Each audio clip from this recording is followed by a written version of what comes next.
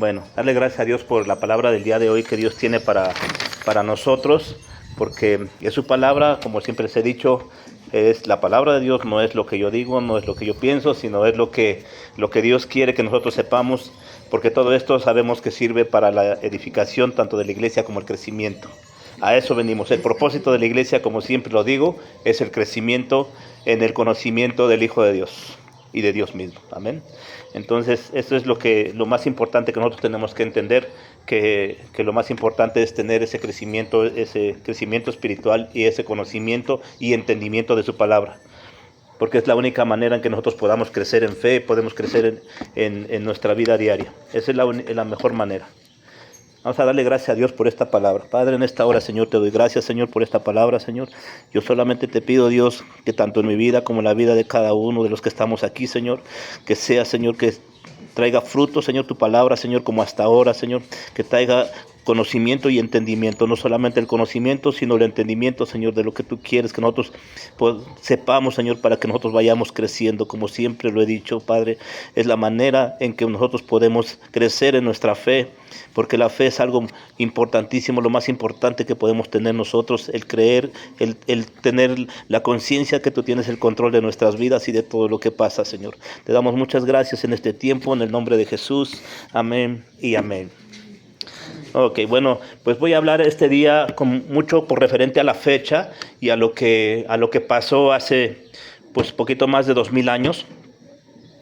No voy a centrarme mucho en lo que prácticamente me voy a centrar en una sola palabra de lo que sucedió en ese tiempo. Y como el día se puede catalogar como el día más oscuro a lo mejor de la existencia humana, cuando el Hijo de Dios estaba colgado de un madero, en un madero romano, asfixiado, humillado y cubierto por el pecado del mundo. A su alrededor era el caos absoluto, fue todo lo que sucedió. Soldados burlándose, fariseos riendo, ¿sí? El cielo oscureciéndose al mediodía sobrenaturalmente, la tierra temblando bajo los pies de los pecadores. Pero segundos antes de que Jesús muriera, no susurró una derrota, no pidió misericordia a los hombres. Eso es algo que nosotros tenemos que tener siempre bien en cuenta. Sí, con lo que a él le quedaba, lanzó un grito que cambiaría la estructura jurídica del mundo y del universo. Y eso para siempre. ¿Sí? En las Biblias en español nosotros leemos una frase compuesta que es consumado es. ¿Sí?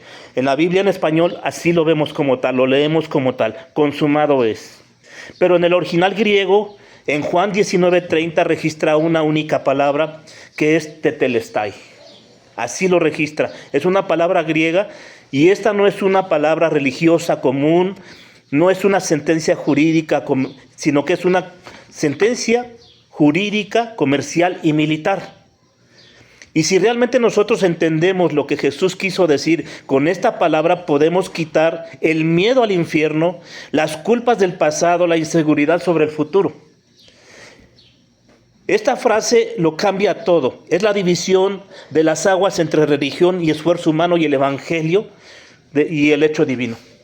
Esa es la división, eso es lo que esto nos va a hacer entender esa palabra. Vamos a ver lo que esto significa. Sin embargo, la tragedia es que la mayoría de nosotros a veces vivimos como si Jesús nunca hubiera dicho esa palabra. ¿Sí? Se vive como si la obra estuviera incompleta, queriendo pagar lo que ya fue pagado, se intenta terminar con lo que ya fue cerrado y cargando pesos que la cruz destruyó. Y nosotros vamos a ver lo que significa esta palabra y vamos a descubrir por qué en aquel momento el velo del templo se rasgó y por qué Satanás perdió su único argumento contra nosotros. Y lo que vamos a ver es la declaración de la independencia de nuestra alma. Eso es lo que nosotros vamos a ver. El primer error y el más común que la iglesia moderna comete es leer Juan 19 e imaginar el tono de voz de Jesús. La cultura occidental suavizada y sentimental ha pintado o ha mostrado a Jesús como víctima. Imaginamos a un mártir pálido, débil, con voz temblorosa y casi inaudible, susurrando con dolor y tristeza: perdí y se acabó, ¿no? Consumado es, como si sucumbiera a la fuerza del imperio romano, pero no es así. La Biblia cuenta una historia completamente diferente a lo que normalmente se dice o se predica. Si nosotros vemos, si quieren buscar, alguien que busque Mateo 27:50 y alguien que busque Marcos 17:37. Mateo 27:50 y alguien que busque Marcos 15:37.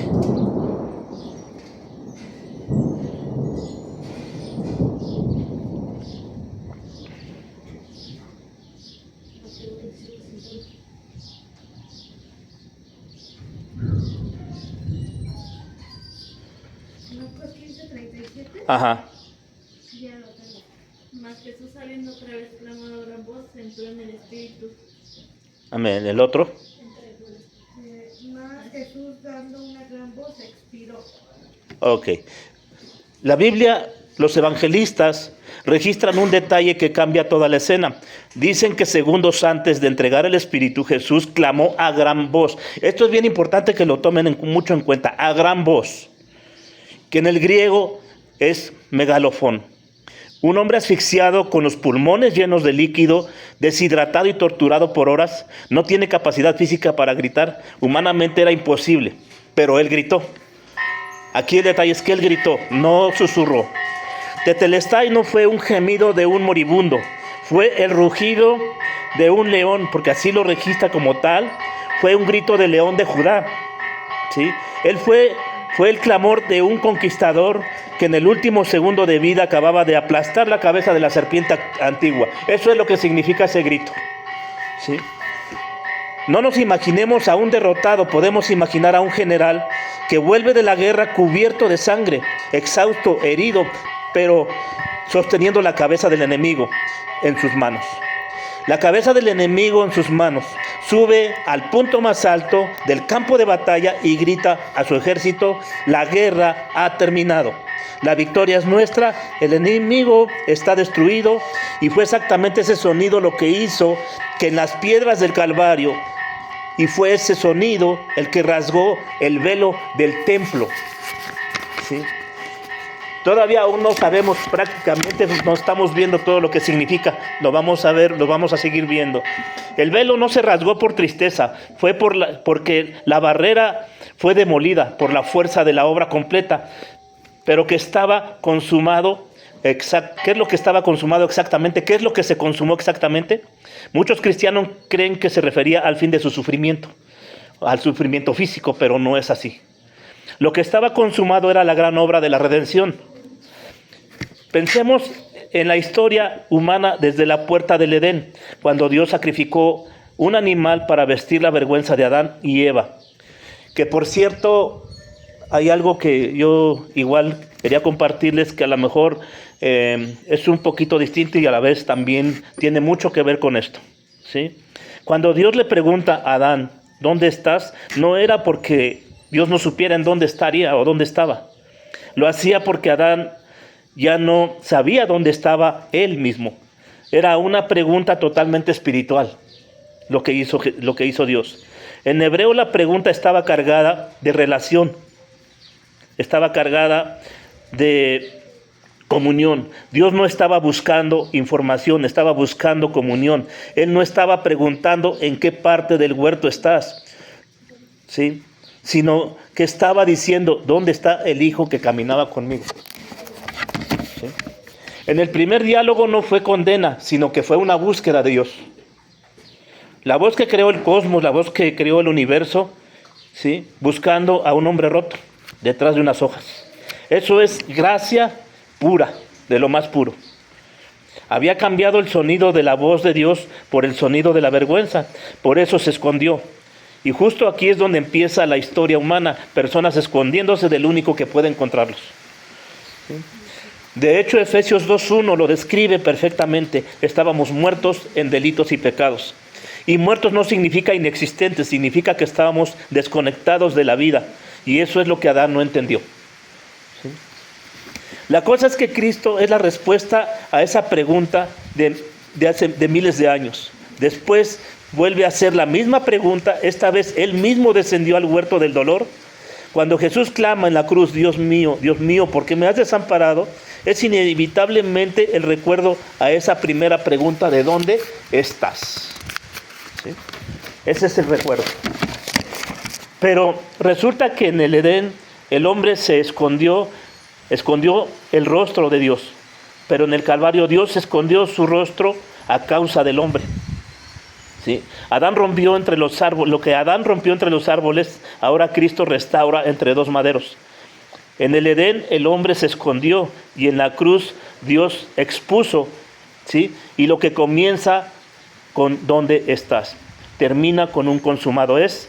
Y cada vez que Dios te pregunta ¿dónde estás?, no lo hace para humillarte, no para recordarte que aún escondido eres buscado, ¿sí? El cielo sigue haciendo la misma pregunta, no porque necesite encontrarte, sino porque simplemente Él no soporta, por lo que nosotros vemos y entendemos en la Escritura, no soporta perderte, ¿sí? Si hoy escuchas la voz de Dios, no corras, porque el Dios que pregunta ya caminó el camino para hallarnos a todos nosotros. Y volviendo de nuevo al tema, después de este sacrificio, durante 4,000 años, millones de corderos fueron degollados. Ríos de sangre de toros y de machos cabríos corrieron en los altares. El olor a carne quemada subía constantemente y todo aquello eran sombras, ¿sí? Eran promesas, eran cosas que Dios permitía y recibía aguardando el pago final, el pago real, ¿sí? En aquel momento en la cruz, al gritar Tetelestai, Jesús estaba diciendo: las sombras terminaron, la realidad ha llegado. Y en ese instante el sistema de sacrificios fue desactivado. Dios mismo, el Padre, apagó la vela ceremonial porque el sol de justicia había nacido, ¿sí? Y ya no era necesario matar más corderos, porque el Cordero de Dios había sido inmolado de una vez y para siempre. La cuenta de 4,000 años de historia fue pagada en un solo día, ¿sí? Entender esto es la diferencia entre vivir en pánico religioso y vivir en paz sobrenatural, ¿sí? Si el general gritó que la guerra terminó, ¿por qué se sigue intentando luchar contra el enemigo que ya fue desarmado? ¿Por qué se sigue queriendo ganar con esfuerzo una salvación que ya fue conquistada y entregada? El rugido de la cruz fue la garantía jurídica que la justicia fue satisfecha. Dios ya no está airado con quien está en Cristo, porque toda la ira posible fue agotada. Esa es la razón, ¿sí? Ahora,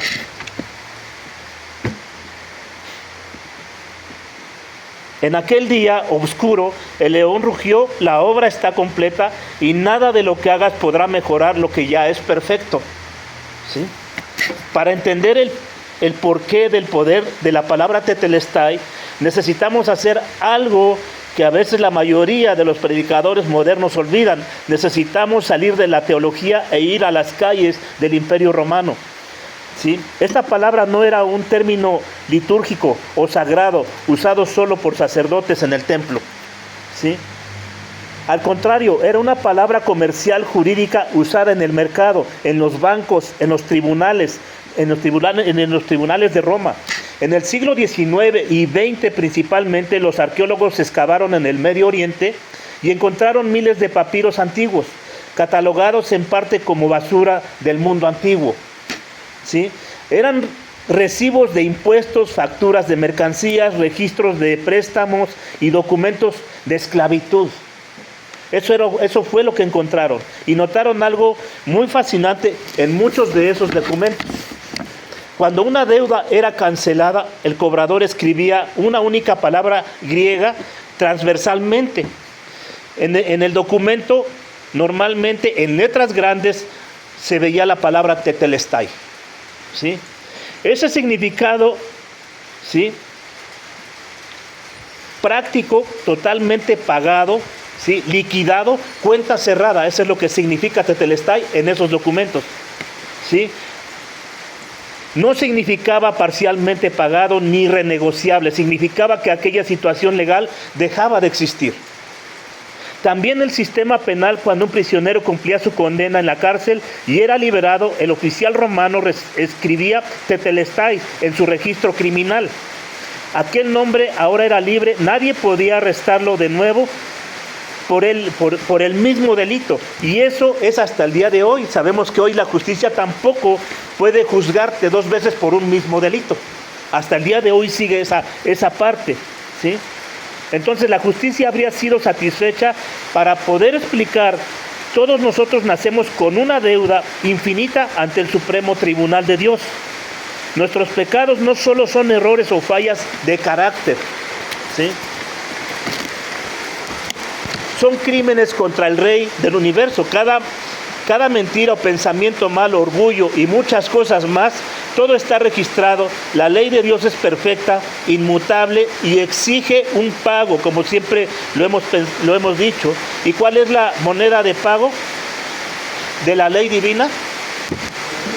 No son buenas intenciones, no son oraciones. La Biblia es clara, la paga del pecado es muerte, ¿sí? Lo que dice Romanos 6:23. La moneda del cielo para pagar la ira y la condenación, ¿sí? Porque nosotros estamos en bancarrota espiritualmente hablando, quebrados, ¿sí? Inclusive en nuestras buenas obras. Según el profeta Isaías, nuestras buenas obras son como trapos de inmundicia, ¿sí? O dinero falso ante la santidad de Dios. Entonces Jesús sube a la cruz y no fue ahí para dar un ejemplo moral o para mostrar cómo ser buena gente. Fue ahí para firmar una transacción financiera para pagar nuestra cuenta al contado. Nuestra cuenta al contado. Cada clavo que rasgó su carne, cada espina que perforó su frente, cada latigazo que él recibió, ¿sí? Y principalmente cada segundo de abandono espiritual cuando el Padre apartó su rostro. Todo eso fue moneda corriente del cielo para pagar nuestra deuda, ¿sí? Dios Padre, el justo juez, tomó la lista de deudas de todos los elegidos. Tu nombre, tus pecados de ayer, hoy, mañana, ¿sí? Lo sumó todo y el valor era infinito y se lo cobró a Cristo, ¿sí? Sangre por sangre, vida por vida, ira por ira, ¿sí? Sufrimiento infinito por deuda, ¿sí? Infinita cuando el último centavo de la justicia divina fue pagado, cuando la última exigencia de la ley fue cumplida. Jesús no lo dijo, lo intenté, ¿sí? Él gritó tetelestai, la deuda está liquidada, el recibo está sellado, el prisionero es libre, ¿sí? La mayor frase enemiga de tetelestai no es el ateísmo, ¿sí? Porque el ateo ignora la cruz, pero no intenta distorsionarla, ¿sí? La mayor enemiga de la palabra tetelestai, de la obra consumada de Cristo, es la propia religión humana. Muchas religiones en el mundo, incluidas algunas denominaciones evangélicas, ¿sí?,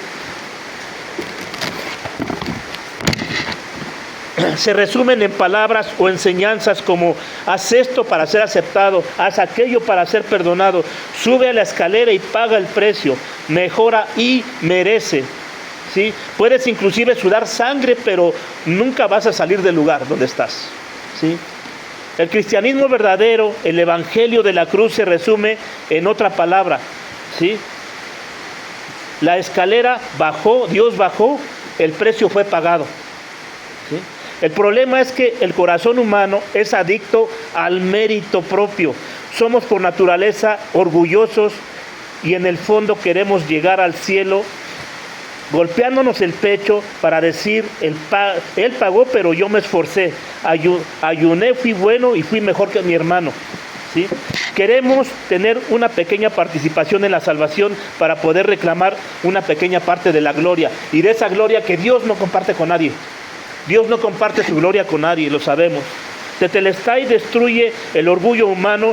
Consumado es, no queda gloria para ti. Eso significa, toda la gloria 100% es de Dios. 100%. ¿Sí? Esto ofende al religioso, al fariseo que vive dentro de cada uno, ¿sí? Él odia la gracia gratuita porque quita el control, ¿sí? Es como decir, Jesús casi me salvó. Nunca se sabe o no se sabe si es suficiente, ¿sí? Entonces siempre están haciendo o pensando si están haciendo lo suficiente o falta más. Es una esquizofrenia espiritual, midiendo tu desempeño diario como una bolsa de valores, y no es así.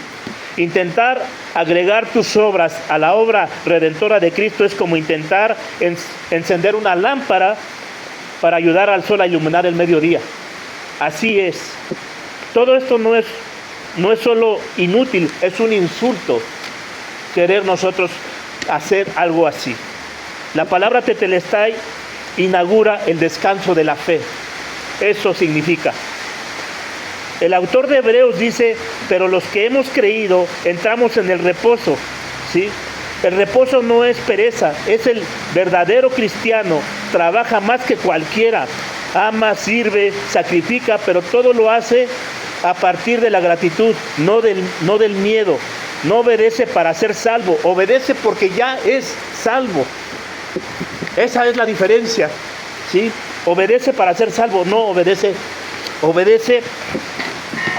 porque ya es salvo, ¿sí? Ese es lo verdadero, lo que nosotros podemos ver y entender. Si tetelestai es un hecho histórico, si la deuda jurídicamente pagada y Dios no tiene nada más contra ti, ¿por qué muchas veces se sigue, o cristianos sinceros, cargamos a veces un peso en el pecho como si Dios estuviera decepcionado de uno? ¿Sí? A veces creyentes en la teología, pero ateos en la realidad emocional. ¿Sí? Satanás sabe que perdió la guerra en el Calvario. No puede borrar el tetelestai. Entonces, ¿cuál es la táctica que le queda? Es esconderte el recibo. Esa es la táctica que le queda a Satanás, esconderte el recibo, ¿sí? Usa la sombra de la culpa, tu mente, como diciendo, mira lo que hiciste hace años, necesitas pagar, ¿sí? Necesitas hacer más cosas. Es la manera en que él puede obrar, no hay otra forma, porque de la otra manera él está destruido. Culpa no es un signo de humildad. Pensar que tu pecado es más grande que la sangre preciosa de Cristo, que no fue suficiente, eso sí es grave, ¿sí? El grito consumado es, Dios es justo y la justicia existe, que un crimen sea castigado una sola vez, ¿sí? Si cometiste un crimen y Jesús se presentó en el tribunal como sustituto y Dios Padre cargó sobre él el castigo total de aquel crimen, la justicia fue satisfecha. Ahora, preguntémonos, ¿sería justo que Dios cobrara por tu pecado en el día del juicio, te cobrara nuevamente por el mismo pecado? Eso sería injusticia, y Dios no es injusto, Dios es justo. Tu seguridad debe estar sustentada en la justicia perfecta de Dios. Cuando Cristo gritó tetelestai, Él vio tu pecado que cometiste a los 15, a los 20, a los 30, a los 50 y hasta el último suspiro antes de morir, ¿sí? Y todo esto estaba en la cuenta, ¿sí? Pero Dios pagó. Y si algún pecado del futuro no estuviera cubierto, fíjense nada más lo que es esto, ¿sí? Si algún pecado del futuro no estuviera cubierto por el tetelestai, Jesús nunca hubiera gritado consumado es. Jamás. ¿Sí? Hubiera dicho, está casi pagado. ¿Sí? Pero Él no mintió. Estuvo todo pagado. Él no mintió. Ahora, podemos entender con todo esto que hemos visto, ¿sí? Podemos entender lo que significa cuando te dicen la salvación se pierde, ¿sí? Este es el argumento no de Dios, y yo lo dije hoy en la iglesia en Huichapan, Dije, este no es un argumento de Dios, es un argumento de Satanás. ¿Ustedes qué creen? Porque muchos, por falta de conocimiento o de entendimiento principalmente, dan por hecho esta parte, ¿sí? Pero tan perfecto y hermoso es que Jesús culminó, ¿sí? El Hijo de Dios culminó la obra. Ahora, como les dije y como lo dije, inclusive el pastor se me paró de pestañas el día de hoy, porque me paró en este momento cuando dije que ese argumento no era de Dios sino de Satanás, ¿sí? El decir que la salvación se pierde, porque yo después de todo lo que hemos visto, después de todo lo que les he explicado, de todo, aún todavía tienen dudas de que la salvación se pierde. Y la iglesia se quedó como que así, ¿no? Y me dijo, ¿es que ese es otro tema? No, le digo, no es otro tema, pastor. Y lo que yo estoy diciendo lo tengo bien sustentado. Y lo que yo digo lo tengo bien sustentado. Y todos unos versículos no le digo, pero aún no termino. Digo, aún no termino. Y esto tiene mucho que ver con lo que estamos viendo, y por supuesto, ¿sí? Porque añadir un solo punto a la obra perfecta, ¿se podrá intentar? Todo el tiempo pagar una deuda que ya fue pagada, ¿se podrá hacer? No se puede. Definitivamente no se puede. No puedes llegar con un puñado de obras esperando un descuento, ¿sí? Y al intentar pagar, estás queriendo decir que lo que Jesús hizo fue insuficiente. No podemos impresionar a Dios. Jesús es el que impresionó a Dios, no nosotros. Entonces yo sí me paró porque me digo que, porque la iglesia se quedó así, pues es que no tienen ese entendimiento, ese conocimiento. Y empezó a decir que no, pues es que en Apocalipsis dice que el que venciere no será borrado del libro de la vida. Pero le digo, se le olvida, pastor, que todos estamos en el libro de la vida. Todos. Pero de ahí se van borrando los que no. No quiere decir que Dios escribió tu nombre y lo va a borrar de nuevo. Eso no quiere decir. Y le digo, y ahora, si me deja, le digo, y con todo respeto le digo, me deja seguir y le voy a explicar lo que esto significa. ¿Sí? Entonces, ya fue en ese momento, pero le digo, yo esto lo predico acá en la iglesia y no tenemos problema porque lo tenemos muy claro. ¿Sí? Bueno, eso espero. Que lo tengamos muy claro. Ahora,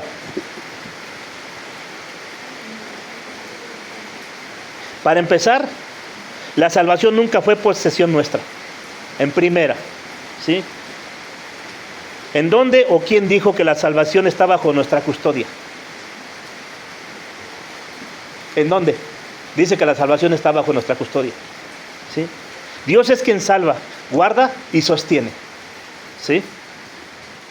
Pablo dice que fuimos sellados, lo hemos visto muchas veces, ¿sí? Y aparte, fuimos sellados con el Espíritu Santo primeramente. Esa es la marca de propiedad y garantía, porque dice que fuimos sellados y que también tenemos una garantía, ¿sí? Y una garantía que Dios no creo que no pueda cumplir, ¿sí? Entonces el que sella es el que responde, no el sellado. El que responde por nosotros, el que dio su vida, el que responde es Cristo. Y Él es el que dio su palabra, Él es el que gritó Tetelestai, ¿sí? El problema más fuerte es que la gente creyó que la fe se trataba de agarrarse fuerte de Dios.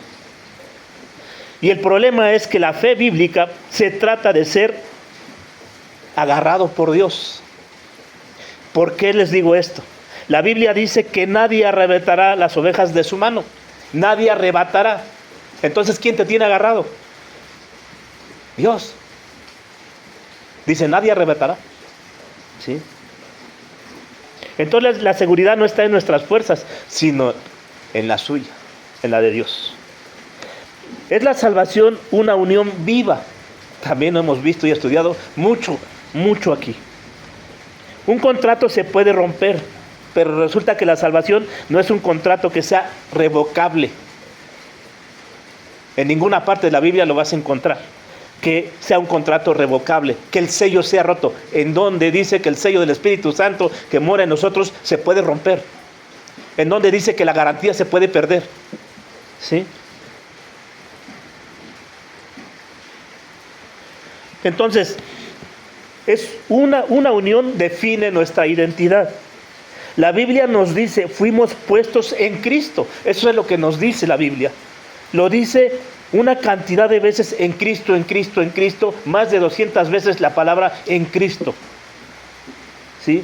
Todo el tiempo. Y eso es para que no se nos olvide que fuimos puestos en Cristo. Ahora, quiero que vayamos a Colosenses 3:3. ¿Sí? Colosenses 3:3.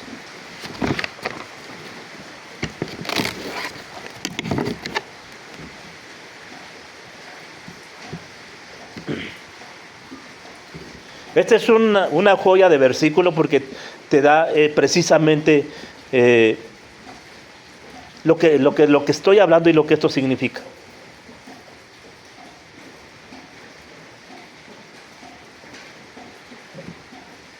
¿Qué dice? Dice que tu vida está escondida.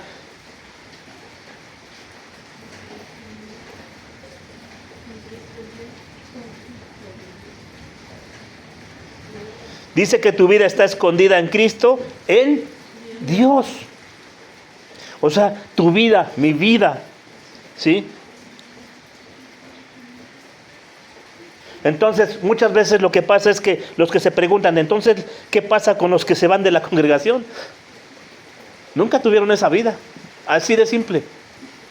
Yo, como le dije al pastor, yo no estoy hablando de todas las personas, estoy hablando de un nacido de nuevo, de alguien que ha nacido de nuevo, de alguien que ha sido sellado. No hay forma de que se pierda su salvación. Dígame en dónde usted me puede demostrar que un nacido de nuevo pierde su salvación. ¿Sí? Es que la Biblia dice que los que andaron en el camino, sí, muchos pueden andar en el camino. Y muchos pueden escuchar a Dios. Pero no todos pueden creerle a Dios. Y la prueba está, y la Biblia también lo dice claramente. Eran de nosotros en Juan, en Primera de Juan. Estaban con nosotros, pero no eran de nosotros. Hay muchas partes donde la Biblia dice que no eran. ¿Sí? No eran de nosotros. Ahora, la Biblia también, dígame dónde la Biblia, ¿sí?, habla de alguien que estuvo en Cristo y salió. La Biblia expone que en realidad nunca hubo una unión real. Eso es lo que la Biblia explica, ¿sí? En Juan 2:19 dice, salieron de nosotros. Juan 2:19, Primera de Juan 2:19, dice, salieron de nosotros, pero no eran de nosotros. No es que se haya perdido algo, más bien se reveló algo, ¿sí? Esa es la realidad, se reveló algo, ¿sí? Lo que está demostrando es que la perseverancia no es que se mantiene la salvación. La perseverancia es evidencia de que somos salvos. Eso es la perseverancia, ¿sí? No quiere decir que podamos hacer lo que queramos tampoco.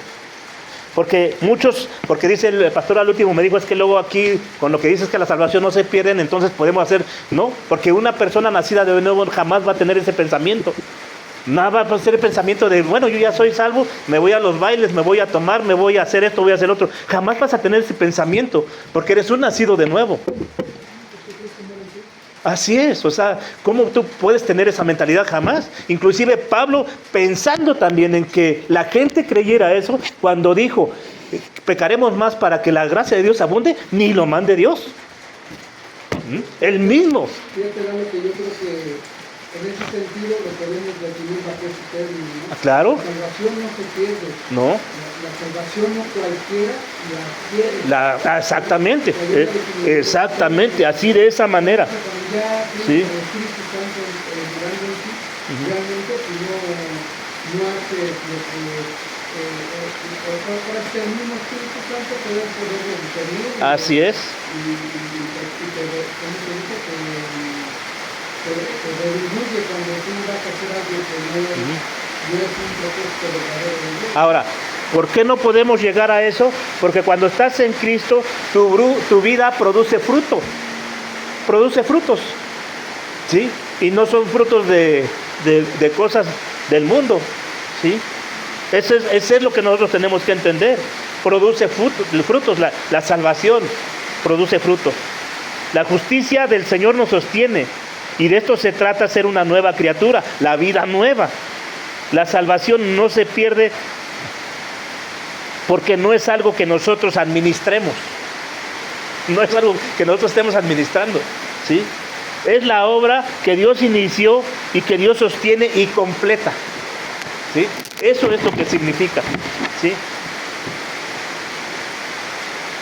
Ahora, no tenemos a Cristo, estamos en Cristo. ¿Sí? Entonces tu seguridad no depende de tu constancia, sino de su fidelidad de Dios. ¿Sí? Y sabemos que Él es fiel. ¿Sí? Estar en Cristo no se trata de qué tan fuerte eres, se trata de quién es Él. La salvación, como siempre les he dicho, no es algo, es alguien. Y es Cristo. La Biblia dice cuidar la salvación con temor y temblor, sí, y muchos se van por eso, de que por eso que hay que cuidarla porque se pierde, pero no, la palabra de Dios dice no significa que se la tengas que cuidar de algo porque se pueda perder, es vivir con reverencia porque Dios ya está obrando en nosotros, Él produce el querer como el hacer, ¿sí? Eso es lo que es. La cosa es que la invitación es que nosotros descansemos en la gracia del Señor y en la paz del Señor. ¿Sí? Hay algo bien importante que nosotros tenemos que entender. La paz. Hay una parte donde Jesús dice que Él no traería paz al mundo, que Él no vino a traer paz al mundo, que inclusive dice que íbamos a tener conflicto con la nuera, con los hermanos, con todo. Y Él no iba a traer esa paz al mundo. Él dijo que no iba a traer paz al mundo. Él dice, mi paz os doy, mi paz os dejo. Y también dice que la paz que Él da no es la paz que el mundo te da. Ahora, ¿qué significa esto? ¿Cuál es la paz realmente de Dios? ¿Cuál es la paz que Dios te da? ¿Cuál es? Porque Él dice que no traería paz al mundo. Pero Él dice, mi paz os doy, mi paz os dejo. ¿Cuál es la paz de Dios? Hay una canción que lo dice explícitamente.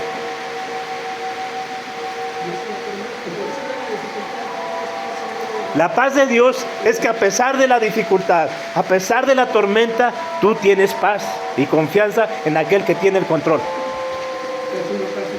Sí, es una paz espiritual. Es una paz espiritual. Por eso dice que es paz en la tormenta. Esa es la paz que Jesús da. No es la paz del mundo. La paz del mundo es diferente. ¿Sí? La paz del mundo es, pues, somos compas por un rato. ¿Sí? Son acuerdos de paz en el mundo, son diferentes. Y eso es lo que a veces, por eso mucha gente a veces se va. ¿Sí? Porque muchas veces busca algo que de repente a veces dice de que mucha gente piensa que cuando se acercó al cristianismo le va peor, ¿no? Dice, mejor me voy. Muchas veces así. ¿Por qué? Porque no entienden esa parte, no entienden ese término.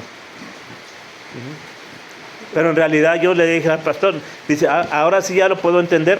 Pues es que es así, le digo, yo jamás predico algo que no tenga sustento y que no esté bien sustentado. Me puedo equivocar tal vez, le digo, pero siempre tengo mucho cuidado de lo que voy a decir, de lo que voy a hablar. Entonces ya cuando platiqué al final con él acerca de todo esto, le digo, es que, dice, lo que pasa es que pues a ellos les cae así porque usted lo entiende bien. Pues es que lo deberían de entender todos. O sea, lo deberían de entender esa parte. No tendría por qué hacerse de... Porque él dice, es que este es un tema muy controversial, decía el pastor. Le digo, es que yo no entiendo lo controversial. Yo no puedo entender si la escritura es clara. ¿Sí? La controversia la hace el hombre, no la hace Dios. Porque Dios, su palabra es clara. Le digo, simplemente es entenderlo. Y para eso estamos nosotros, para poder enseñar y para poder entender. Para que la iglesia pueda entender. Y que todos podamos entender esa parte. Y yo pues tengo mucho tiempo enseñando esto. No es un versículo de hoy. Hoy utilicé un versículo. Hoy utilicé 2 versículos tal vez. Pero anteriormente hemos enseñado mucho acerca de esto. Hemos aprendido mucho acerca de todo esto. Por eso digo yo, pues, con plena confianza puedo predicar aquí. Allá no puedo.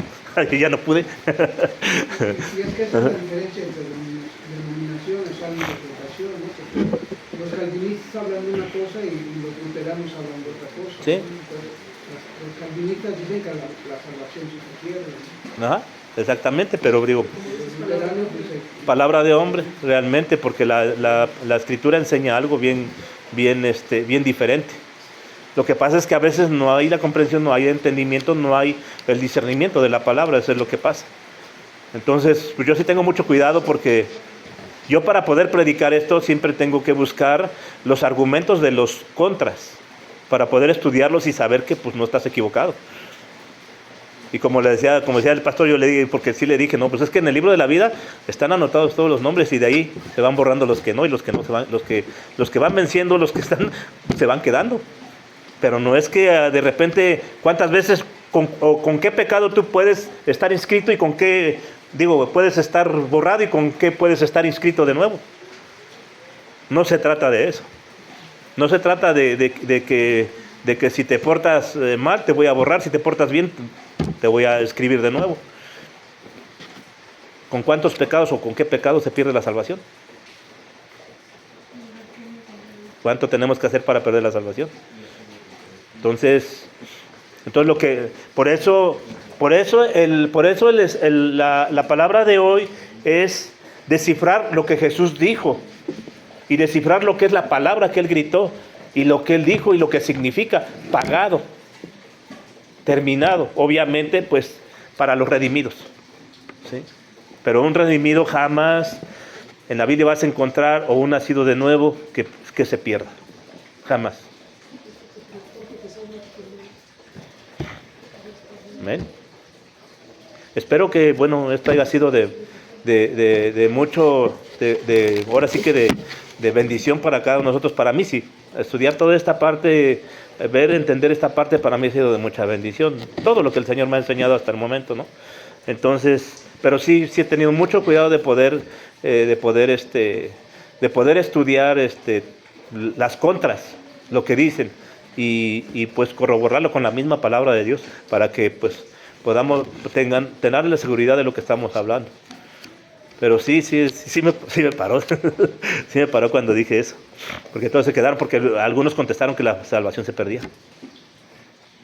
algunos contestaron que sí se pierde si sigues sí terminé porque le dije no, primero déjeme terminar porque aún me falta explicar esta parte. No, dice, pues si es así, pues sí ya. O sea, ya después sí lo entendió. Porque yo dije, no, son para los redimidos nacidos de nuevo. Obviamente hay muchas advertencias para todas las demás personas. Hay mucha advertencia para todo aquel que, pues obviamente, hay muchísimo, mucho. Es más, yo como le dije al pastor, tiene un ejemplo bien claro, la parábola del sembrador.